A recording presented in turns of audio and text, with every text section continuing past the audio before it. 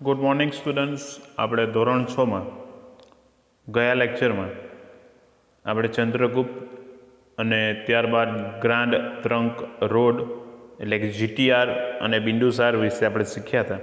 આજે આપણે સમ્રાટ અશોક વિશે શીખવાના છે. તો એ પહેલાં આપણે આ ચેપ્ટરની કેટલીક મહત્ત્વની બાબતોને ફરીથી આપણે જાણી લઈએ. તો ચાલો સૌ કોઈ જાણીએ આપણે.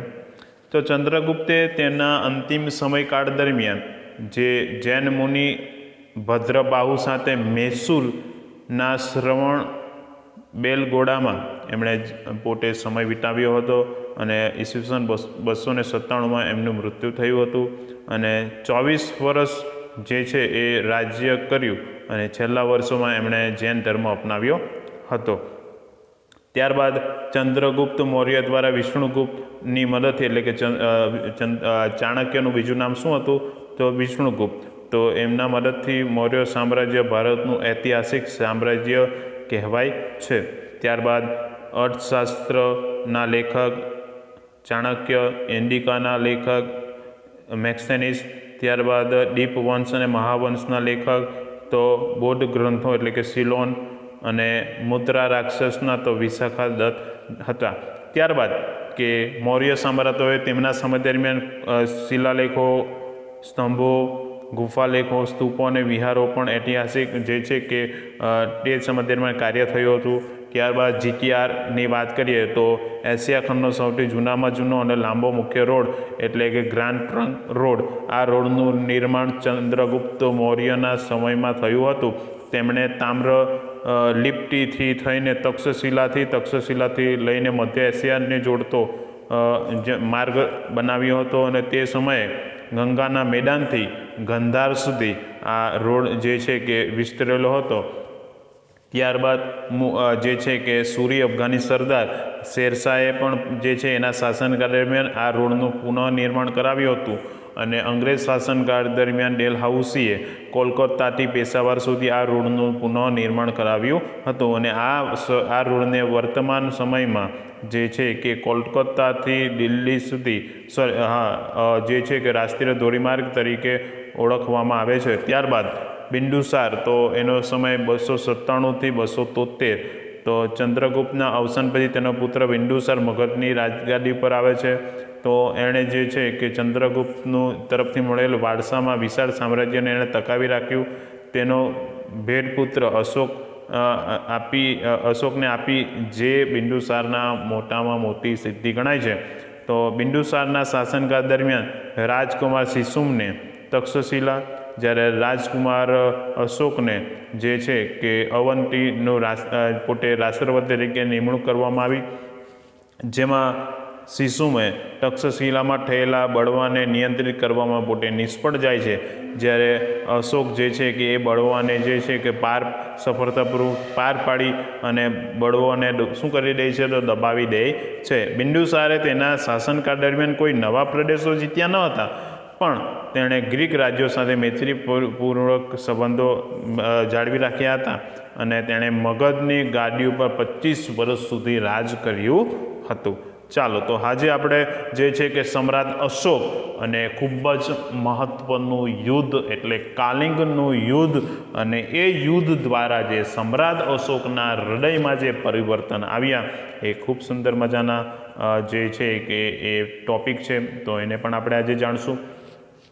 તો વાત કરીએ તો સમ્રાટ અશોક ઈસવીસન પૂર્વે 273થી ઈસવીસન પૂર્વે 232 એનો સમયગાળો છે કે પિતા બિંદુસારના મૃત્યુ પછી એના પિતા જે છે એ પિતા બિંદુસારના મૃત્યુ પછી મોટા ભાઈ શિશુમ અને બીજા સાવકા ભાઈઓ સાથે થયેલા સંઘર્ષને કારણે ગાદી એ આવ્યાના 4 વર્ષ બાદ એટલે કે એના ભાઈ શિશુમ અને બીજા સાવકા ભાઈઓ સાથે જે છે ગાદી માટે શું થાય છે તો એ લોકો વચ્ચે અંદરો-અંદર જે ઝઘડાઓ થાય છે. તો એ જ ઝઘડાઓને કારણે 4 વર્ષ બાદ રાજધાની પાટલીપુત્રમાં રાજ્ય અભિષેક કોનો થાય છે તો સમ્રાટ અશોકનો થયો હતો. રાજ્ય અભિષેક થયા બાદ અશોકે પિતા તરફથી વારસામાં મળેલ રાજ્ય વિસ્તારમાં વધારો કર્યો ત્યારબાદ તેણે શિલાલેખમાં જણાવ્યા મુજબ તેનું સામ્રાજ્ય વાયવ્ય સરહદે એટલે કે હાલમાં પાકિસ્તાનમાં વાયવ્ય સરહદે આવેલા કંદહાર અને પેશાવરથી ઉત્તર ભારતમાં નેપાળ સુધી અને દક્ષિણે મૈસૂર એટલે કે હાલનું કર્ણાટક રાજ્ય સુધી અને પશ્ચિમે ગુજરાત અને સૌરાષ્ટ્ર સુધી, પૂર્વમાં મગધ એટલે કે હાલનું બિહાર અને કાલિંગ એટલે કે હાલનું ઓડિશા સુધી ફેલાયેલું હતું. એટલે વિચાર કરો, પાકિસ્તાનનો વિસ્તાર, આપણા ઉત્તર ભારતનો વિસ્તાર, આ બાજુ ગુજરાત, સૌરાષ્ટ્ર, ઓડિશા, આ બાજુ બિહાર, કેટલા એનો મોટા ભાગે આપણે જોઈએ તો એના 2 થી 3 દેશ ઉપર, 3 થી 4 3 દેશ જેટલા એની ઉપર એનું શાસન હતું. કોનું? તો એ સમ્રાટ અશોકનું. તો જે છે અશોકના જે સીમા વિસ્તારની વાત આવે તો આ વસ્તુ એની અંદર લખવાની રહેશે.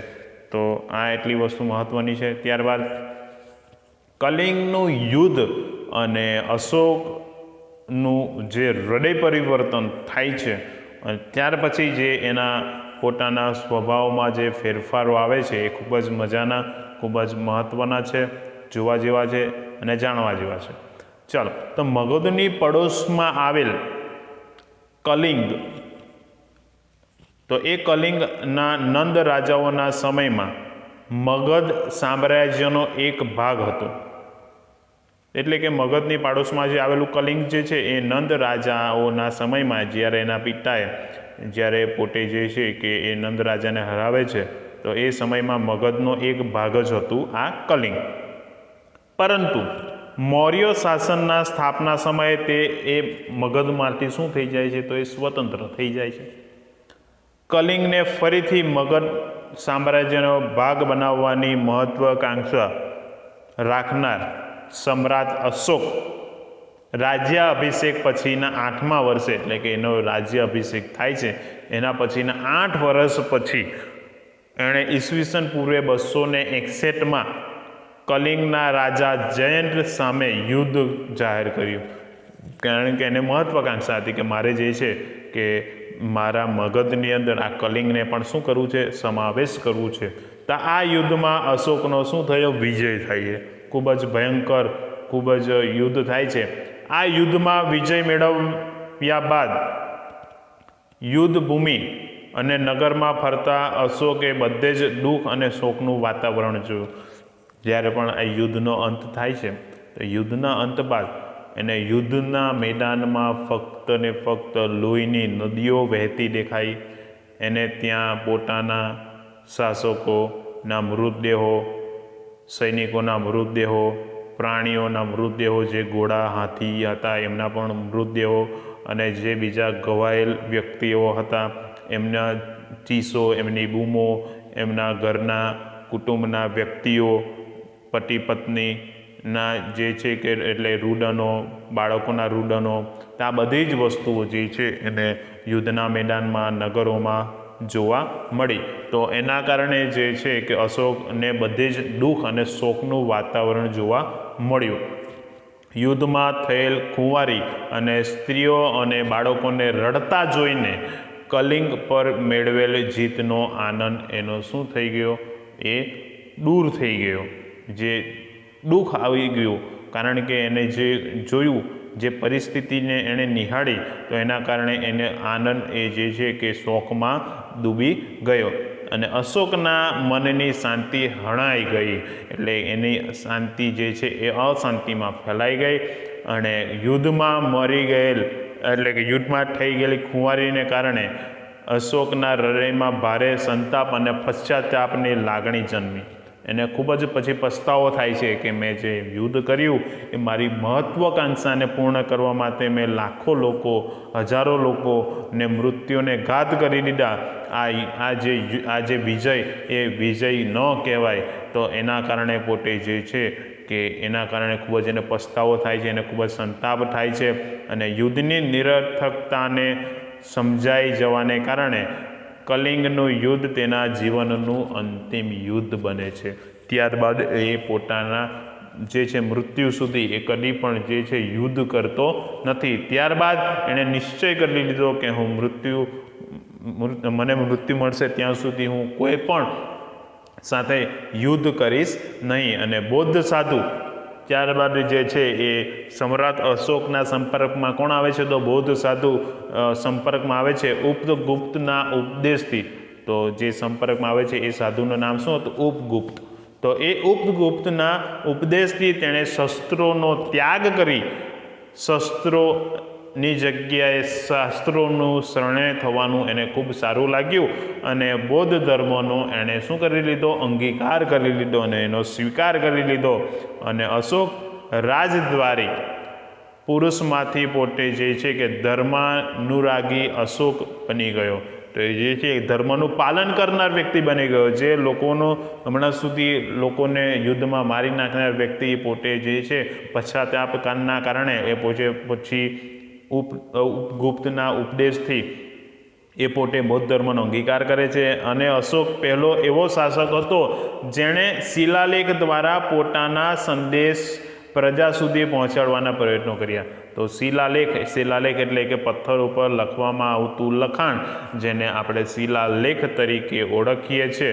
તો એ શિલાલેખો ઉપર જે છે એણે જે છે સંદેશો પ્રજા સુધી પહોંચાડવાના કાર્યો કર્યા. અશોકના મોટાભાગના અભિલેખોની ભાષા પ્રાકૃત અને બ્રાહ્મી લિપિમાં લખાણ હતું. એટલે જે પણ લખાણ હતું એ કઈ ભાષામાં હતું? તો પ્રાકૃત અને બ્રાહ્મી લિપિમાં.